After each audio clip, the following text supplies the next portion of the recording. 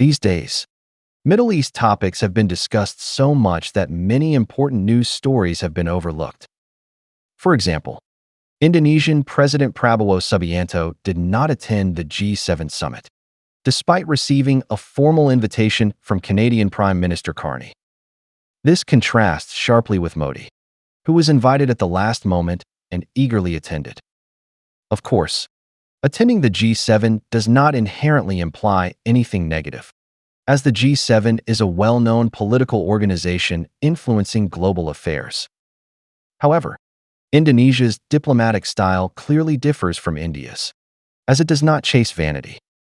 Among current global coordination organizations, the G20's role is evidently greater than the G7's, and as a G20 member, it is natural for Indonesia to prefer voicing its stance through the G20. Prabowo Subianto visited Russia to celebrate the 75th anniversary of diplomatic ties between the two countries, which is clearly a valid reason.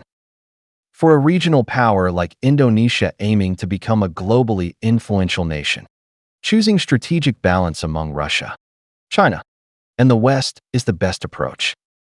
After all, Indonesia is not at the center of current international tensions and has no core interests in the intense confrontations between Russia and the West or China and the US.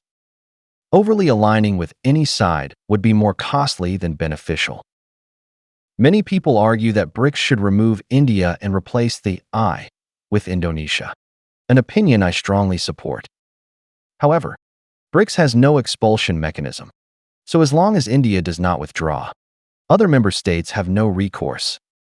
India often plays a disruptive role in BRICS, blocking actions unfavorable to the US, such as efforts toward a BRICS payment system and de-dollarization, significantly undermining BRICS functionality.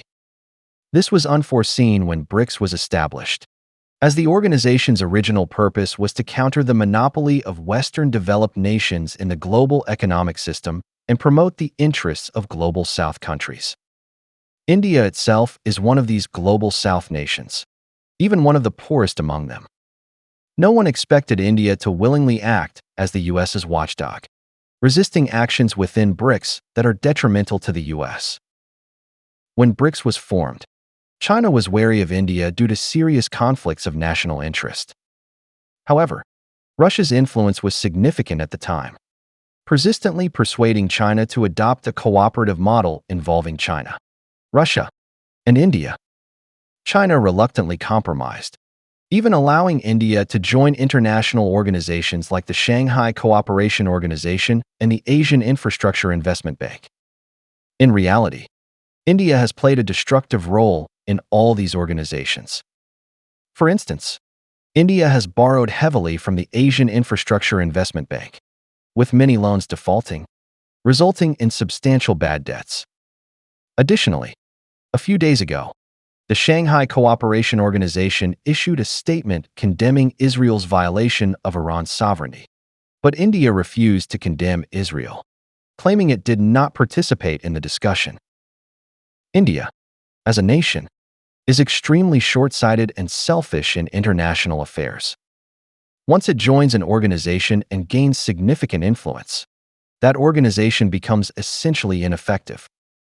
After negotiating terms, India still refused to join RCEP, which, in hindsight, was a great fortune. RCEP has proven highly effective, with increased trade among member states and broad prospects for cooperation. Meanwhile, India missed the last chance to integrate into the global division of labor, becoming an isolated island in the world economy. India's economic structure is severely imbalanced, with manufacturing accounting for 14% of GDP, hovering around 15% after 11 years of Modi's leadership. In contrast, Indonesia's industrialization has taken off, with manufacturing contributing nearly 20% to GDP. Although India's larger population gives it a greater economic size, Indonesia's per capita GDP is twice that of India, and its national education level is significantly higher. Indonesia does not face India's severe environmental pollution or carry labels of filth and poverty, enjoying a much better international image. With the accelerated development of ASEAN's political framework, Indonesia's prospects are clearly brighter than India's. More importantly, unlike India, Indonesia does not face the constant threat of major wars with military powers like China or Pakistan. Indonesia's disputes with neighboring countries can all be managed through diplomatic negotiations. Its advantageous geographic location, free from threats by powerful neighbors, allows Indonesia to allocate more resources to economic development. In contrast, India faces China, the world's manufacturing hub, and Pakistan, another nuclear-armed military power. India has poor relations with all its neighbors, and internal ethnic conflicts are severe, with separatist movements in Kashmir and northeastern states. To enhance cohesion, Modi has chosen a path resembling fascism, using radical Hinduism and movements to promote Hindi to strengthen national mobilization. However, these actions have provoked fierce resistance from hundreds of millions of Muslims, and other ethnic groups are also deeply dissatisfied. India is forced to allocate vast resources to its military. Due to widespread corruption and regional fragmentation, India has yet to become a modern nation in the true sense. A major crisis could potentially lead to its complete disintegration. Over his 11 years in power, Modi has realized India cannot become a so-called superpower. Everything he and the BJP are doing now is not about putting India on the path to development, but about lying flat and finding ways to prolong their rule. They deceive the public with fake data and fake news.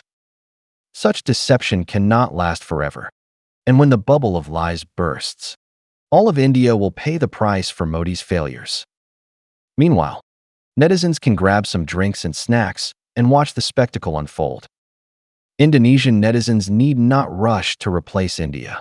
Indonesia is already a BRICS member, and whether it represents the I is unimportant vanity.